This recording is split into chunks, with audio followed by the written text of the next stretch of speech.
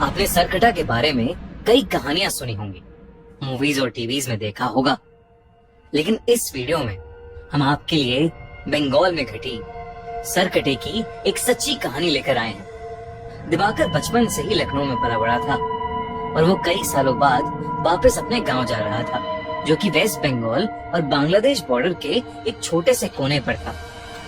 इससे पहले वो अपने गांव सिर्फ बचपन में गया था, लेकिन अपने पेरेंट्स के मरने के बाद अब उसके परिवार में सिर्फ उसकी नानी थी, जिन्हें वो अपने साथ लखनऊ ले जाने के लिए गांव आया था।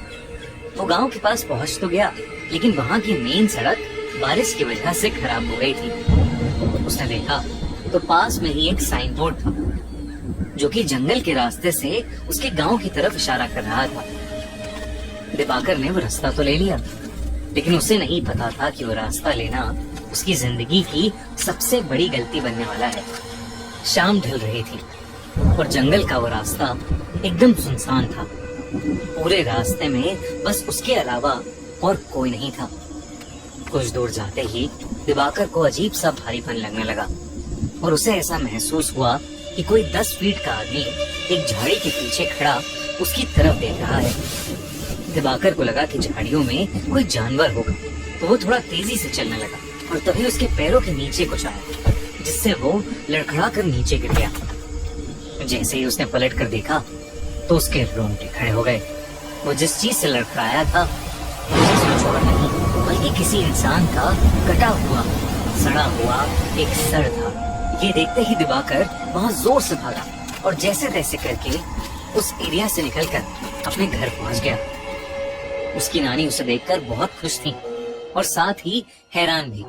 खुश क्योंकि उन्होंने दिवाकर को कई सालों बाद देखा था, और हैरान क्योंकि उसके पूरे कपड़े कीचड़ में सने हुए थे। उसने अपनी नानी को बताया कि वो जंगल वाले रास्ते से आया और उसे वहाँ एक कटा हुआ सर दिखा। ये सुनते ही उसकी नानी का चेहरा एकदम सफेद पड़ गया। उन्होंने बताया कि वो जंगल का रास्ता गांव में कई सालों से सुनसान है, क्योंकि वहाँ स्कोंदो काटा यानी सरकटा रहता है। कहते हैं कि उनके गांव में एक लंबा चौड़ा पहलवान लड़का रहता था। एक दिन उसे एक लड़की से प्यार हो गया और जब उसने उस लड़की से अपने प्यार का इजहार किया तो उस लड़की के परिवार वालों ने उसको बहुत मारा और उसकी बहुत बेइज्जती की।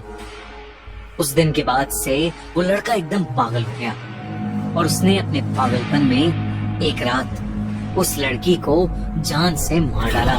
उस लड़की के परिवार वालों ने उसे ये करते हुए देख लिया और उस लड़के को जंगल में ले जाकर उसका सर काट दिया।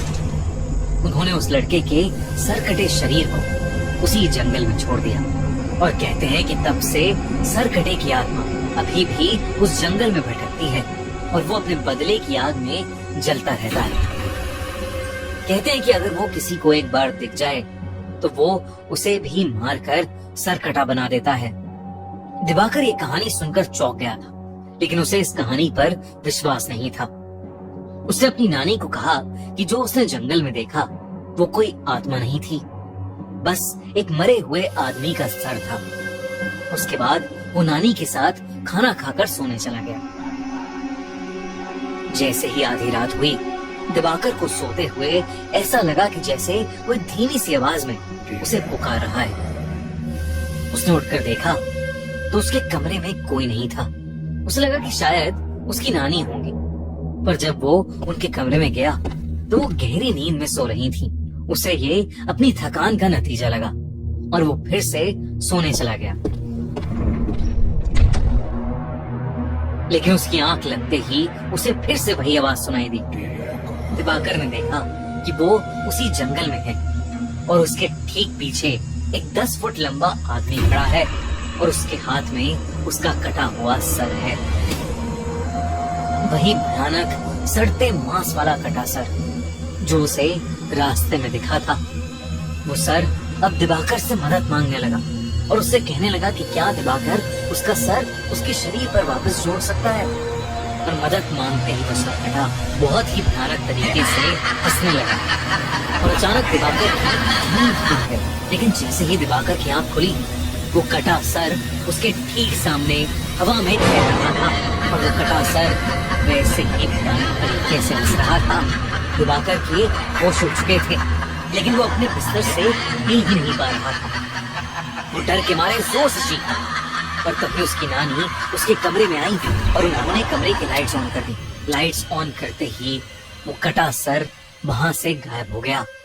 जब नानी ने उससे पूछा कि उसे क्या हुआ है, तो दिवाकर ने अपनी नानी से कहा कि उसने बस एक बुरा सपना देखा है। उस रात दिवाकर सो नहीं पाया। उसने गांव वालों से उस सरकटे के बारे में कई किस्से सुने, जिसमें से एक किस्सा ये भी था कि वो सरकटा लोगों से अपने सर को जोड़ने के लिए मदद मांगता है, और अगर किसी ने उसका सर जोड़ दिया तो वो पूरे गांव का विनाश कर देगा, और जो लोग उसका सर जोड़ नहीं पाते वो उन्हें मारकर अपने जैसा सरकटा बना देता है। उस रात जब दिवाकर अपने कमरे में सोने के लिए गया तो उसने देखा कि खिड़की के बाहर एक अजीब सा लंबा सा आदमी शॉल ओढ़े खड़ा है। वो देखते ही दिवाकर घबरा उठा। अचानक से उसका दम घुटने लगा। उसने देखा कि उस सरकटे का सर उसके ठीक पीछे है और वो अपने बालों से उसका गला दबा रहा है। इससे पहले कि वो कुछ कर पाता, उसे कमरे में एक तेज हवा का झोंका महसूस हुआ और वो एकदम से बेहोश हो गया। कुछ देर बाद जब दिवाकर की आंख खुली तो उसकी नानी उसके सामने थी। दिवाकर अपनी नानी को देखकर रोने लगा और उसने अपनी नानी को सरकटे के बारे में सब कुछ बताया। उसकी नानी बेहद घबरा उठी। दोनों ने डिसाइड किया कि वो सुबह होते ही उस गांव को छोड़ देंगे। उसकी नानी दिवाकर के कमरे में उसके साथ ही लेट गई। लेकिन कुछ ही पलों में जब नानी की आंख खुली तो दिवाकर बेड पर नहीं था। उन्होंने पूरे घर में उसकी तलाश की, लेकिन वो कहीं नहीं मिला। दिवाकर की नानी बहुत ज्यादा घबरा गई, क्योंकि उन्हें डर लगने लगा था कि कहीं वो सरकटा उसे ले तो नहीं गया। उन्होंने गांव वालों से मदद मांगी और वो सब उसे ढूंढने में लग गए। जैसे ही वो जंगल में पहुंचे, उन्हें किसी के जोर से गुर्राने की आवाज आई। तब उन्होंने देखा कि दिवाकर एक बड़ी सी तलवार लेकर खड़ा है। दिवाकर की आंखें सफेद हो चुकी हैं और वो गुस्से से गुर्रा रहा है, जैसे वो बिल्कुल पागल हो गया। दिवाकर की नानी ने उसे आवाज लगाई, लेकिन नानी की आवाज लगाते ही दिवाकर ने एकदम से अपनी तलवार से सबके सामने अपना सर काट लिया। ये देखते ही सब गांव वाले वहां से भाग गए और उसकी नानी वहीं जमीन पर गिरकर रोने लगी। सालों बाद किसी ने सरकटे के हाथों एक मौत देखी थी और इसीलिए उस घटना के बाद सभी लोगों ने उस गांव को हमेशा हमेशा के लिए छोड़ दिया। कहते हैं कि बंगाल में उन जंगलों में अब एक नहीं बल्कि कई सरकटे भटकते हैं, जिन्हें स्कोंदा कोटा या कोंदा कोटा भी बोला जाता है।